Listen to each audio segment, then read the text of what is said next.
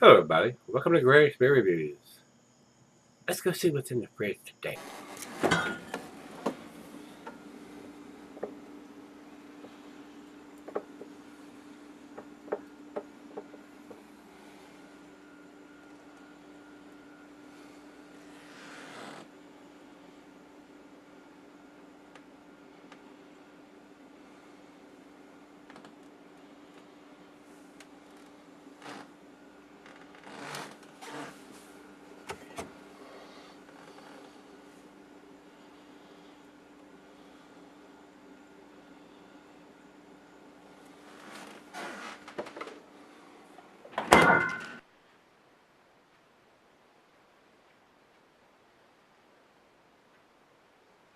Hey guys, thanks for stopping by Gregsbeerreviews today. We're coming up on Halloween's coming up this the end of the week here on Friday, and I still have a few beers that have been sent to me that are pumpkin or pumpkin-esque style beers. So we're going to try to get them out of the way here this week. The first one today is King Don's Pumpkin Ale, and it's from Catawba Valley Brewery, and they're out of Morganton, North Carolina. Even though North Carolina is right below us here in Virginia, I've not seen this beer here in Virginia, so I don't know how big the distribution is, whether they go out of the North Carolina state or exactly how far out they is. Eli sent me this, so thanks Eli for sending me this beer. Not had anything from these guys that I recall, so they may be a pretty small brewery, but at least they are canning it. And on the bottom of it, it's got 211-14. If I was to take a wild guess, and that's exactly what it's going to be, guys, because I don't know anything about this brewery, I would think that 211 would be the day that it was canned in the year, the 211th day of 2014. And as far as I can tell, it's a fairly fresh beer. So we're gonna give it a go and see what we got. So thanks Eli for sending this one. Commercial description on this one, guys. Brewed using an original recipe created jointly by brewer Scott Pyatt and guest brewer Don Richardson. Available in the fall is what it says. Well, that's a good thing. That's better than it being available in June or July like a lot of the bigger breweries. They're just pushing that season further and further up. So. And all of them want to be the first one, so I'm just not interested in drinking or picking up a pumpkin beer in June or July. I mean, that's a fall beer, and and not even in the midst of summer by then. So, and a lot of them still do their fall thing with this beer, and I appreciate them waiting till September and October before they bring these beers out. It's just my OCD, guys. It's just it's just me. So if you like drinking a pumpkin beer in the middle of June, by golly, have at it. The ABV on this beer is 5%. It says here, but I think the can says 5.5. Yes, 5.5% alcohol by volume on this one. And it says ale brewed, and they got the writing smaller and smaller on these cans. Let me get my Santa Claus glasses. Ale brewed with pumpkin and spices. It says visit us in Asheville, North Carolina and Morganton, North Carolina. So maybe they have two places. King Don is named for one of the original North Carolina brewers who lent his pumpkin prowess to this great collaboration in 2001. This complex beer uses 5 separate barley styles, an artistic touch of hops, spices normally used in baking, and fresh pumpkin. The flavors meld into a wonderfully smooth, orange-hued beer that sports a luscious, creamy foam head. King Don still rocks. Well, imagine that. And this has, basically it's a silver can, and it's got one of those wraparound clear stick-on labels. So it is what it is. Not had this before. Food pranks for this beer, guys, is since pumpkin beers aren't technically a recognized beer style in the BJCP, which is which is a beer judge's guidelines. It says dessert and meat is poultry, and that's what it says for all pumpkin beers. very similar to the black IPAs, which is not a recognized style either, guys. So, but hopefully they'll be added before too long. Glassware pint Becker Nonic tumbler. I've been using a Duvo glass for a lot of the beers lately. I'm going to go ahead and pour this in the pint glass today, guys.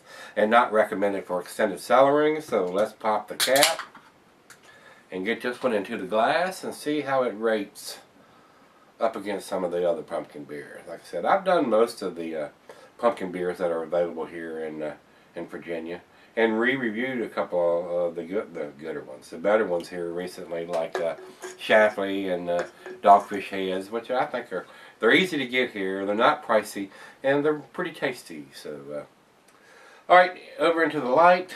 It is very orangey, pumpkin in color. Not a big head on that pour, and I don't say it is clear. I mean, I can see the light through it, but it's not perfectly clear. Let's get a nose on it. Wow. It's very pumpkin-y smelling. There's your typical nutmeg, ginger, cinnamon, allspice. Smells pretty good. First beer of the day, so let's give it a try and see what we got. Cheers, everybody. Cheers, Eli. Thank you, sir.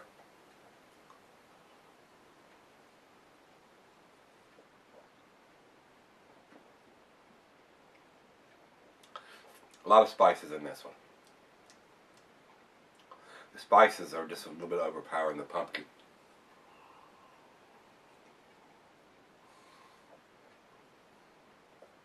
A slight buttery taste. Not overbearing like what's in pumpkin, but there is a slight buttery taste to that, and I'm taking that's coming from the pumpkin. It doesn't say what kind of pumpkins they use, whether they're butternut or what exactly type of pumpkin they've used in this. Very refreshing.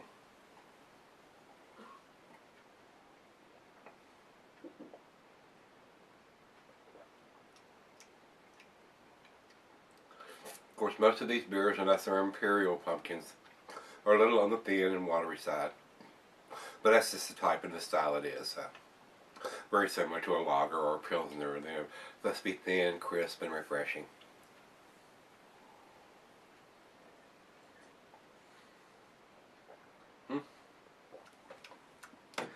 Fairly tasty. I've drank about half of it right here in front of you. I must have been thirsty. Well, let me let her taste it and see what she thinks of it, and sip on it for a few minutes, and we'll come back and do the final chug and grade on this one, guys. Alright, guys, I'm back. Got just a little left here, and she says, kind of thin and watery. I said, it's typical of the style. Unless you're drinking an imperial pumpkin, it is. And to me, it's a little overboard, either on the nutmeg or the ginger here.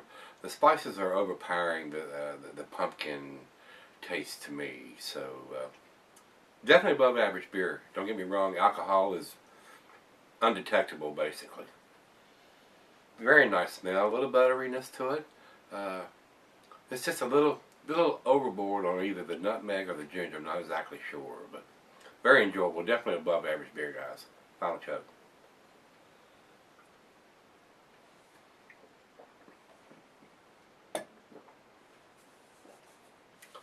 Very pleasant. Very nice fall, October pumpkin beer as far as I'm concerned. Very tasty. Don't think it's quite to the A category, but I think it is kicking on the door. Guys, I'm going to give this a 7, which is a B+. As far as the dating, like I said, me taking the wild guess with that, 211-14 would be the 211th day of the year of 2014. That's the way I'm reading that as a dating code on the bottom of the can. So, very nice. I enjoyed this one. Very pleasant.